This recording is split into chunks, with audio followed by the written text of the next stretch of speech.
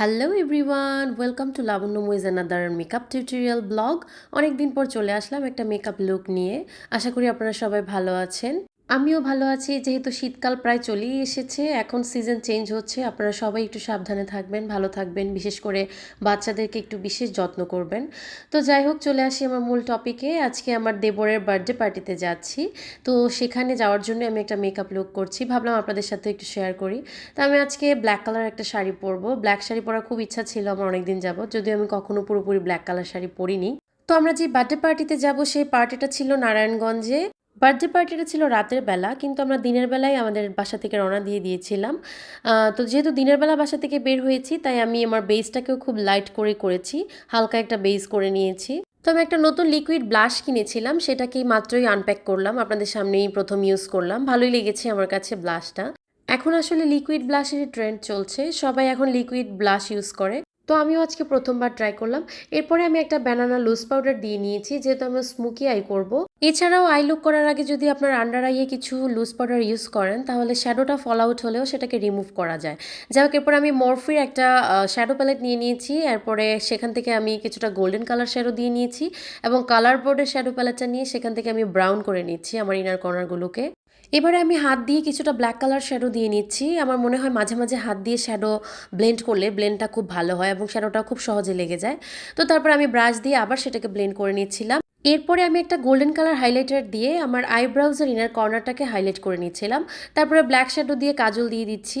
তো আমি আবারও বলছি, যেহেতু আমরা দিনের বেলা রওনা দিয়েছিলাম, তাই আমি স্মোকি আইটাকেও লাইটভাবেই করেছি, খুব বেশি ব্ল্যাক করিনি। তো এই তো আমার আই লুকটা অলমোস্ট শেষ। এরপরে আমি লুজ পাউডারটাকে ঝেড়ে ফেলে দিচ্ছি, যে এক্সট্রা লুজ পাউডারটা থেকে যাবে চোখের নিচে, সেটাকে ঝেড়ে ফেলে দিচ্ছি।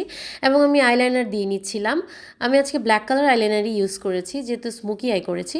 তারপরে আমার প্রিয় পার্ট মাস্কারাও দিয়ে নিচ্ছিলাম। আর আমাদের প্রোগ্রামটা যেহেতু ঘরোয়া প্রোগ্রাম ছিল, তাই আমি কোনো প্রকার আইল্যাশ ইউজ করব না। নর্মালি আমি আইল্যাশ খুব কমই ইউজ করি, খুব বেশি হেভি মেকআপ ছাড়া আমি আইল্যাশটা পরি না। তো এরপরে আমি ব্লাশন দিয়ে নিচ্ছিলাম এবং আমার চিক এবং নোজটাকে কন্ট্রোলিং করে নিচ্ছিলাম।